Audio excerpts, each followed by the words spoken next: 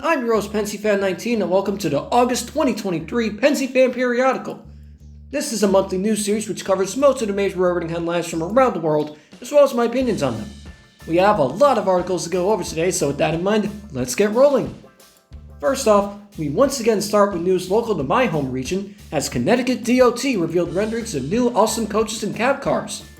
The 60-car order comes with comfy interiors and sliding doors, as it's intended to supplement and replace the existing Shoreliner and Mafursa coaches on Shoreline East, the Hartford Line, and Metro North, with options to order 313 more units, likely for a full replacement.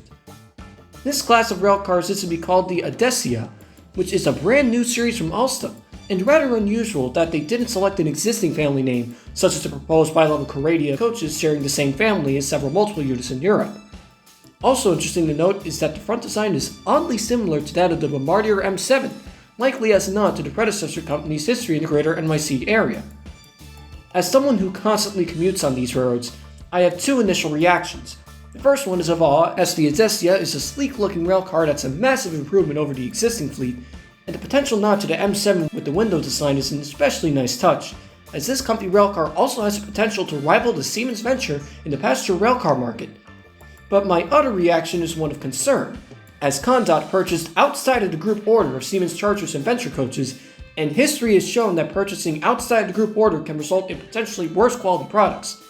Case in point is when the Long Island Railroad purchased EMD, DE, and DM30ACs instead of the GEP32AC Genesis ordered by Metro North and Condot in the mid-90s, and the LIRR engines have since been plagued with issues that likely wouldn't exist had the LIRR purchased the P32s, as I fear a similar situation could arise regarding the reliability of the Audencia due to its different specs when compared to the Venture, especially considering the ongoing reliability issues of the Avila Liberty and other awesome product overseas.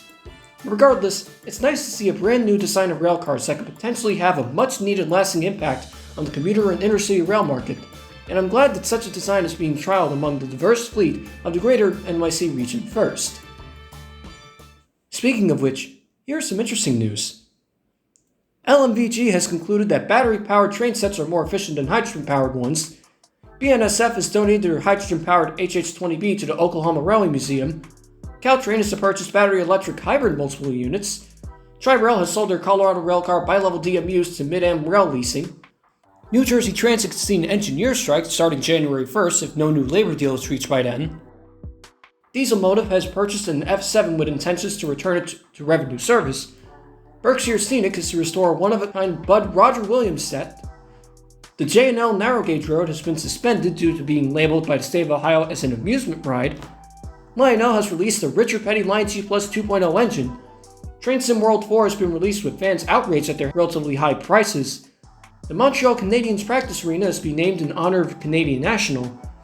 Mario's voice actor will no longer be voicing Mario. HS2 has buried their tunnel boring machine. Various route projects in Brazil are to receive tax breaks. WMATA is selling bonds to finance transit projects. Norfolk Southern had a system-wide shutdown due to severe hardware and software issues with a supposedly unknown cause. And multiple locomotives and coaches have been sent to Mexico to test passenger service on the Ferrocarril del Istmo de Tehuantepec, including Intercity 125 train sets and British trams, an XUP SC70M, Doncar Stampede Pass, two F-59s, and multiple Bud Ampletes and SPV 2000s, with all of these cars being donated by RailXco Railcar Leasing. In regards to follow-up news, Metro North officially released their Conrail Heritage unit based on the livery worn by their FL9s. The STB rejected approval for the Uinta Basin Railway, which pretty much renders the project indefinitely cancelled. Parallel systems is to be tested on the Georgia Central and Heart of Georgia railroads. UP 6936 has been restored, and CSX released heritage units for Louisville, Nashville, and Chesapeake in Ohio, the latter of which being my personal favorite along with Chessie System. But interestingly enough, in response to the criticism for the CSX fade, someone vandalized a GP40 with a reverse fade of sorts, in which they only painted the front of the engine with a heritage livery, namely the Chessie System, and got much praise from the rail fanning community for it. Even though this is technically considered trespassing and vandalism to an engine which I don't recommend, I must admit whoever did this did a good job getting the dimensions and color shades right in order to add a little more color to the active roster, albeit unofficially. In the meantime, renderings have been released of Copenhagen Station rebuild. DeSoto, Missouri is to get their own Amtrak station to be served by the Texas Eagle, SB Heritage Center is to sell most of their collection, including SB's only Bud RDC. Patriot Rail has acquired the Winnipesaukee Tourist Railroad. GNR has released a new single named Perhaps. Utsunomiya has commenced operations of their light rail. JR Central has released concept art of their Series 385. Chilean State Railways has ordered EMUs from CRRC, while the same company just delivered LA Metro's HR 4000 series. Siemens has released renderings of their new S-Bahn EMUs, along with Muro EMUs for OBB. CMH has revealed the EMKA electric engine, along with other new rolling stock at Pro Expo. TransLink Mark V SkyTrains have begun testing. Green CRRC EMUs have entered service, along with the ZSR 71425. HVLE Euroduals have also entered service, along with the autonomous shunters in Kazakhstan. MAV released a 75th anniversary commemorative unit for their children's railways. TransPennine Express Nova 3 sets have been withdrawn from service after only a few years of service.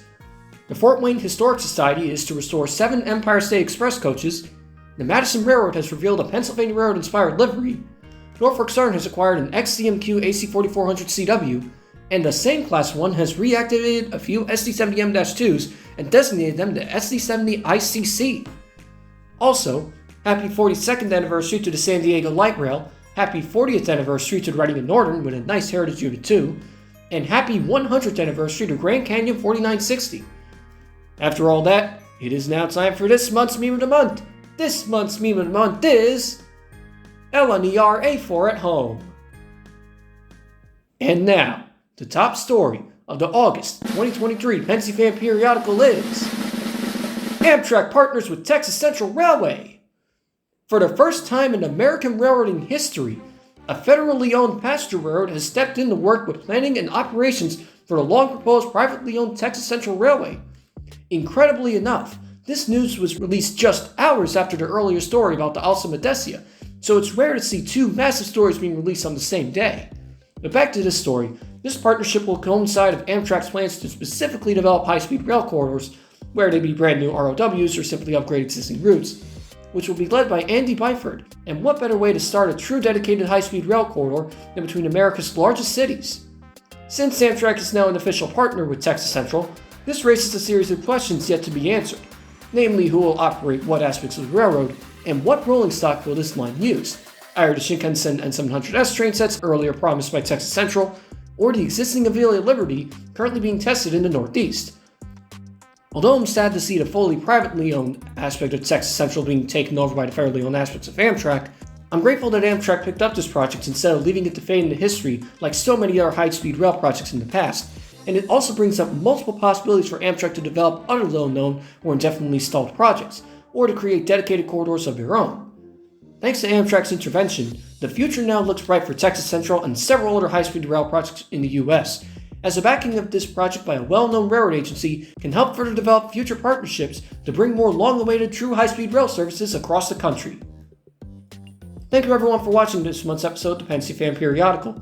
There have been a lot of rail news headlines from the month, and it will be very interesting to see what the future has in store for all of these articles. Thank you again for watching, and if you enjoyed this video, don't forget to like and subscribe for more. Have a good day.